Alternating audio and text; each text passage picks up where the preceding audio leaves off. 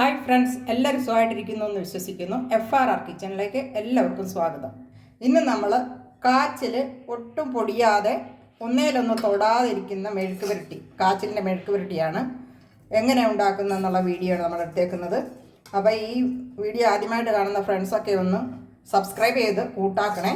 എല്ലാ ഫ്രണ്ട്സും ഒന്ന് കമൻറ്റും ലൈക്കും ഷെയറും ഒക്കെ ചെയ്ത് ഒന്ന് സപ്പോർട്ട് ചെയ്തേക്കണേ. അപ്പോൾ നമുക്ക് വീഡിയോയിലേക്ക് പോയാലോ. അപ്പോൾ ഫ്രണ്ട്സ്, ഇതെന്താണെന്ന് മനസ്സിലായോ? കണ്ടോ എന്തോ സംഭവം? ഇതൊരു കുഞ്ഞൻ കാച്ചിലാണ്. നമ്മൾ ഇത് വെച്ചിട്ടാണ് ഇന്നൊരു താകറപ്പൻ മെഴുക്ക് പുരട്ടി ഉണ്ടാക്കുന്നത്. അപ്പോൾ നമുക്കിതിൻ്റെ തൊലിയെല്ലാം ചെത്തിക്കളഞ്ഞ് നല്ല വൃത്തിയായിട്ട് കഴുകി കൊണ്ടുവരണം.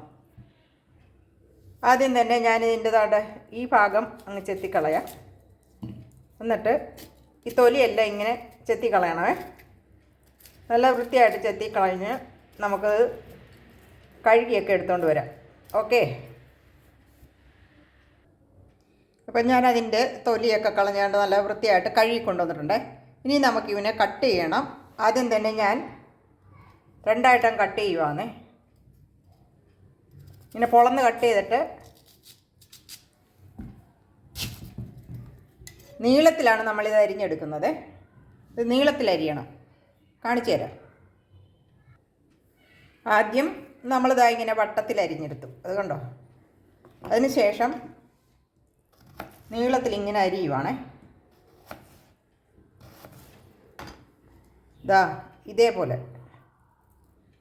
നീളത്തിൽ നമ്മൾ അരിഞ്ഞെടുക്കുക. അങ്ങനെ ഇതെല്ലാം നമുക്ക് അരിഞ്ഞെടുത്തുകൊണ്ട് വരാം. അപ്പം നമ്മൾ കണ്ടോ, എല്ലാം ഇതാ നീളത്തിലാണ് അരിഞ്ഞെടുത്തുകൊണ്ട് വന്നേക്കുന്നുണ്ട്. എല്ലാം അരിഞ്ഞെടുത്തിട്ടുണ്ട്. പശപ്പ് കാരണം ഒട്ടിപ്പിടിച്ചിരിക്കുക. പിന്നെ ചെറിയൊരു പശപ്പുണ്ടല്ലോ. എല്ലാം നമ്മൾ റെഡിയാക്കി എടുത്തിട്ടുണ്ട്. ഇനി അതിലേക്ക് നമുക്ക് ഇതിനാവശ്യമായിട്ടുള്ള കുറച്ച് ഉപ്പിട്ട് കൊടുക്കാം. സ്വല്പം ഉപ്പിട്ട് കൊടുത്ത് അതിന് ശേഷം കുറച്ച് മഞ്ഞൾപ്പൊടി ഇട്ട് കൊടുക്കുവാണ്. മഞ്ഞൾപ്പൊടിയും കൂടി ഇട്ട് കൊടുക്കാം. അതിന് ശേഷം കുറച്ച് മുളക് പൊടി കുറച്ചിട്ടാൽ മതി. ഇതിനൊരു പിടിച്ച് കിട്ടാൻ വേണ്ടിയിട്ട് മാത്രം, അധികം ഒന്നും ഇടണ്ട. അതുപോലെ തന്നെ നമ്മൾ കുറച്ച് തേങ്ങാക്കൊത്തും എടുത്തിട്ടുണ്ട്. അതിലേക്കും സ്വല്പം ഉപ്പിട്ട് കൊടുക്കണം. സ്വല്പം മഞ്ഞൾപ്പൊടി, സ്വല്പം മുളക് പൊടി, കുറച്ച് മുളക് പൊടി ഇട്ടിട്ടുള്ളൂ കേട്ടോ. സ്വല്പം മഞ്ഞൾപ്പൊടിയും കൂടി ഇട്ട് കൊടുക്കാം. എന്നിട്ട് ഇത് നമുക്ക് ഒന്ന് ഇളക്കി യോജിപ്പിച്ച് വെക്കണം. ഇത് രണ്ടും പിന്നെ ഇതും നന്നായിട്ട് ഇളക്കി യോജിപ്പിക്കാം. അപ്പോൾ നമ്മൾ ഇതും ഇളക്കി യോജിപ്പിച്ചിട്ടുണ്ട്. അപ്പോൾ നമ്മളൊരു 5 മിനിറ്റ് നേരത്തേക്ക് ഇതൊന്ന് മൂടി വെക്കുവാണേ. ഇത് രണ്ടും മൂടി വെച്ചേക്കാം 5 മിനിറ്റ് നേരത്തേക്ക്. ആ സമയം കൊണ്ട് നമുക്ക് മറ്റുള്ള ഉള്ളിയെല്ലാം എടുക്കണ്ടേ, അതെല്ലാം റെഡിയാക്കി എടുത്തുകൊണ്ട് വരാം. ഇനി നമ്മൾ കുറച്ച് എണ്ണ എടുത്തിട്ടുള്ള കേട്ടോ. നന്നായിട്ട് ചൂടായിട്ടുണ്ട്. ഇനി നമുക്ക് സ്വല്പം തിരിയൊന്ന് താത്ത് വെക്കാം. ഏറ്റവും ലോ ഫ്ലെയിമിൽ വെക്കണ്ട, കുറച്ച് താത്ത് വെക്കാം. എന്നിട്ട് നമ്മൾ ആ എണ്ണയുടെ അകത്തോട്ട് കുറേശ്ശെ ഇട്ട് കൊടുത്ത് വറുത്ത് കോരണേ. ഇത് വറുത്ത് കോരുന്നത് എന്താണെന്ന് വെച്ചാൽ നമ്മൾ മെഴുക്കുവരട്ടി ഉണ്ടാകുമ്പോൾ അല്ലെങ്കിൽ പൊടിഞ്ഞു പോകും. അങ്ങനെ പൊടിഞ്ഞു പോകാതിരിക്കാനാണ് ഇത് വറുത്ത് കോരുന്നത്. നമുക്ക് തിരിച്ചും മറിച്ചും ഒക്കെ ഇട്ട് കൊടുക്കണം. കാരണം നമ്മൾ എണ്ണ കുറവാണ് എടുത്തേക്കുന്നതേ. അപ്പോൾ ഇങ്ങനെ തിരിച്ചും മറിച്ചുമൊക്കെ ഇട്ട് കൊടുത്ത് ഫ്രൈ ചെയ്തെടുക്കാം. കണ്ടോ, എണ്ണയൊന്നും അധികം കുടിച്ചിട്ടൊന്നുമില്ല. ഇത് കണ്ടോ, ഏകദേശം 3/4 വേവായിട്ടുണ്ട്. നമുക്കിനി ഇത് കോരിയെടുക്കാം.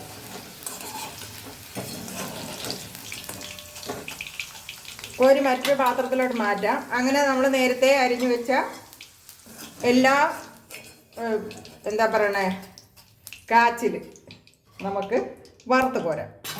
ഓക്കെ.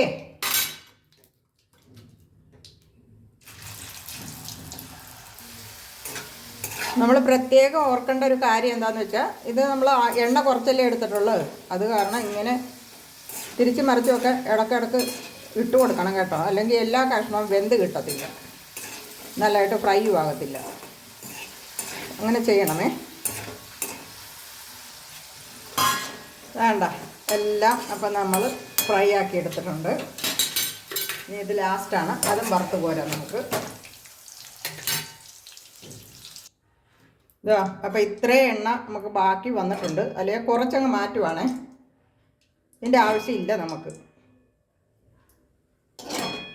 ഇത്ര എണ്ണ മതിയാവും, കുറച്ചെണ്ണം മതിയാവും. ഇനി അതിലേക്ക് നമ്മൾ കുറച്ച് കടുക് ഇട്ട് പൊട്ടിക്കുക.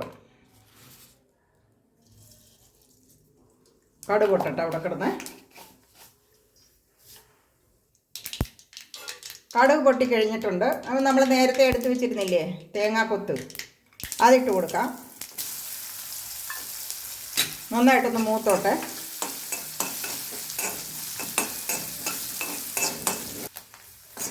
അപ്പം നമ്മുടെ തേങ്ങാക്കൊത്തൊക്കെ ഒരുമാതിരി മൂത്തിട്ടുണ്ട്.